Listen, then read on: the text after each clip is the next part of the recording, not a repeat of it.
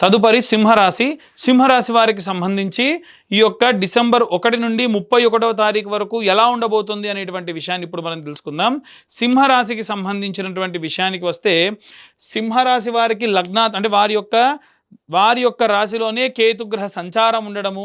ఈ యొక్క కేతుగ్రహ సంచారం ఉండడం వలన మీరు ఏవైనా వస్తువులు మర్చిపోవడము, లేదా ఏదైనా సరే మాట్లాడకూడనటువంటి చోట విషయం మాట్లాడము, సీక్రసీ మెయింటైన్ చేయాల్సినటువంటి వాటి గురించి ఎక్కడైనా ఎక్స్ప్రెస్ చేయడము, దానివల్ల ఇబ్బంది పడడం జరుగుతుంది. ఎందుకంటే కేతుగ్రహానికి సంబంధించిన మంత్రంలోనే ఉంటుంది, కేతు అరిష్టేతు సంప్రాప్తే కేతు పూజాంచకారయేత్ కేతు ధ్యానం ప్రవక్ష్యామి జ్ఞాన పీడోపశాంతయే అని.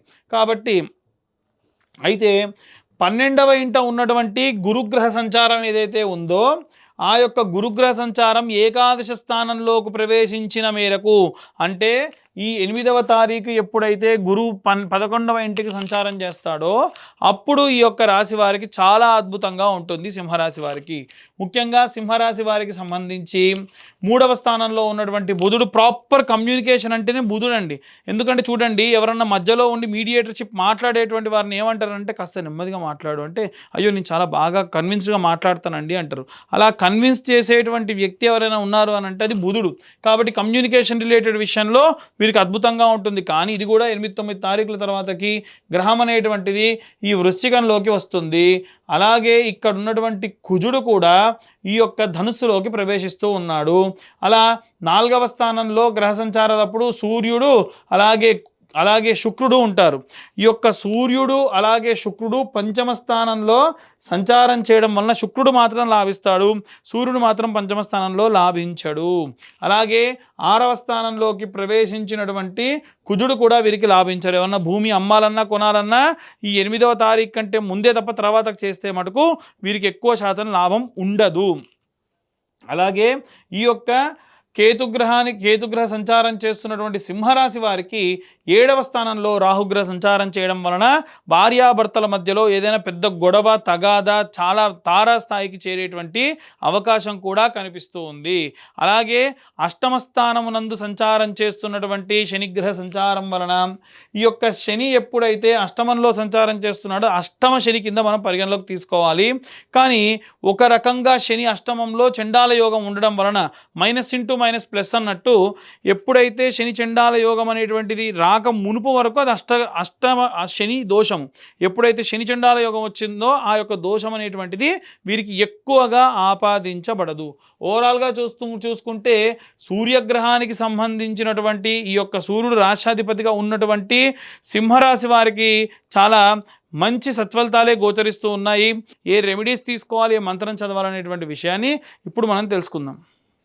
ఇప్పటి వరకు మనం ఈ రాశి వారికి సంబంధించి డిసెంబర్ నెలలో ఉన్న గ్రహచారాలని బట్టి, తిథి వార నక్షత్ర యోగ కరణాలని బట్టి మనం జాతకాన్ని విడివిడిగా చెప్పడం జరుగుతుందని చెప్పుకున్నాము. కానీ ఇప్పుడున్నటువంటి పరిస్థితుల్లో వీరు ఏ మంత్రం చదవాలి ఈ డిసెంబర్ నెలలో అనేటువంటిది ఇప్పుడు మనం తెలుసుకుందాం. ముఖ్యంగా అండి, ఈ వీడియో చూస్తున్న వాళ్ళు దయచేసి వీడియో అలా చూస్తున్నారు తప్ప మేము చెప్పేటువంటి మ్యాటర్ ఇన్ఫర్మేటివ్గా ఉంటే దయచేసి లైక్ చేయండి, వీలైతే ఇన్ఫర్మేటివ్గా ఉండి ఇంకొంతమందికి షేర్ చేయండి. కాస్త దానివల్ల మాకు ఎంకరేజ్ చేసిన వాళ్ళు అవుతారు. అయితే ఇప్పుడు నేను చెప్పే రెమెడీ అందరూ కూడా పాటించండి. మంత్రం ఏం చదవాలి అనేటువంటిది నేను ఆఖరిలో చెప్తాను. ఇప్పుడు ఆ రెమెడీస్ ఏంటంటే, మీ దగ్గరలో ఉన్న నవగ్రహ దేవాలయానికి వెళ్ళిపోండి. నిత్యము కూడా ఒక పిరికెడు ధాన్యం తీసుకొని వెళ్ళాలి. అది ఏ ధాన్యం తీసుకెళ్ళాలి అనేటువంటిది ఇప్పుడు తెలుసుకుందాం. ఆదివారం నాడు ప్రారంభించాలనుకోండి, పిరికెడు గోధుమలు అంతే, ఒక ఆకు డొప్పలో వేసేసి, చిన్న మట్టి ప్రమిదలు మీకు బయట నెయ్యి వేసి అమ్ముతున్నారు ఆల్రెడీ, అది తీసుకొని వెళ్ళి ఆ ధాన్యంపై పెట్టి వెలిగించండి. తర్వాతకి 21 ప్రదక్షిణాలు చేయండి. ఎన్ని ప్రదక్షిణాలు? 21 ప్రదక్షిణాలు చేసి మళ్ళీ 6 ప్రదక్షిణాలు అపసవ్య దిశలో, అంటే clock wise 21, anti clock wise 6. ఇది నేను మళ్ళీ ప్రతి రోజుకి చెప్పను.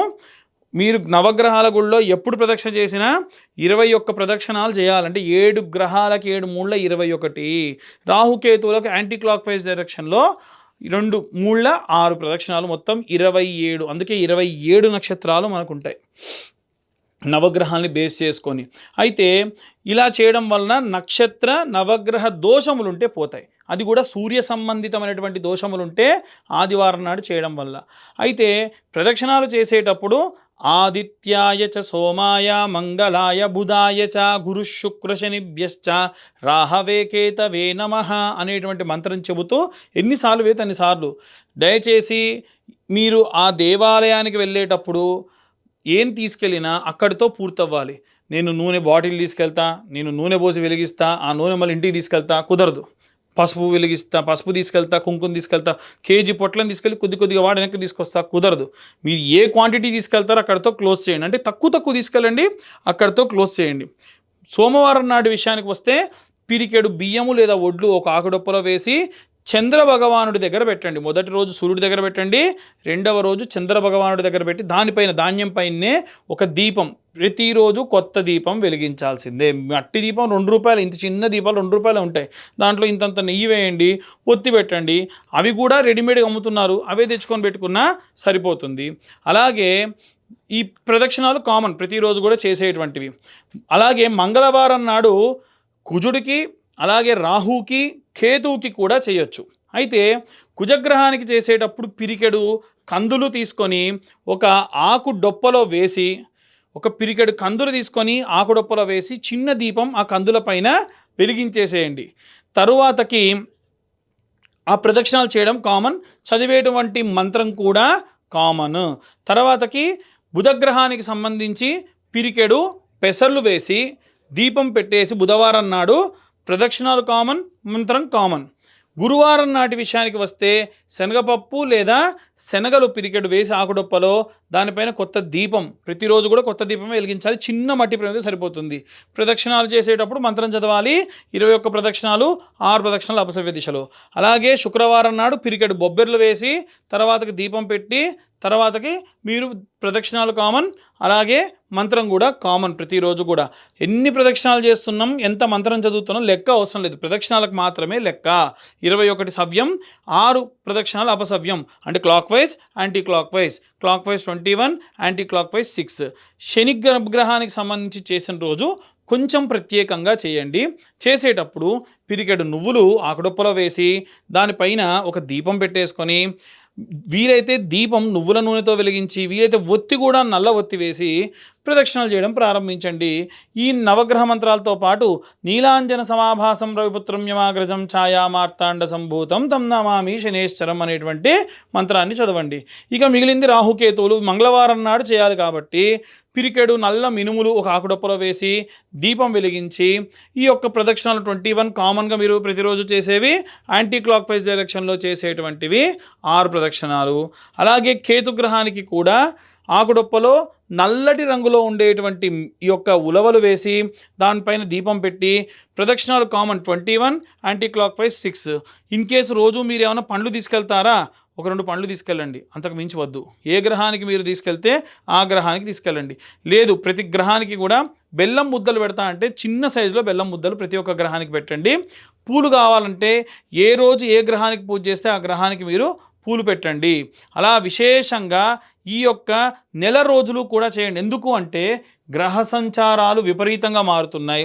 సంవత్సరం ఆఖరికి వచ్చేసింది. వచ్చే సంవత్సరంలో జల సంబంధితమైనటువంటి విషయాలు, అగ్ని సంబంధితమైనటువంటి ప్రమాదాలు విశేషంగా జరగనున్నాయి. కాబట్టి అలాంటి ఎన్నో రకాలైనటువంటి ప్రమాదాలను మనం దాటుకొని ప్రశాంతంగా ఉండాలి అంటే, శక్తిని చేకూరాలంటే నవగ్రహాలు నక్షత్రాలకు సంబంధించిన సంపూర్ణ శుభ కృపా కటాక్షాలు మన యందు ఉండాలి. నెక్స్ట్ వచ్చేటువంటి ఎపిసోడ్లో మనకు 2026వ సంవత్సరం ఎలా ఉండబోతుంది, ఎవరైనా ప్రముఖులు గతించబోతూ ఉన్నారా, అలాగే ఎలాంటి ప్రమాదాలు జరగబోతూ ఉన్నాయి అనేటువంటి విషయాలతో మీ ముందుకు వస్తాను. సర్వే జనా సుఖినో భవంతు. స్వస్తి.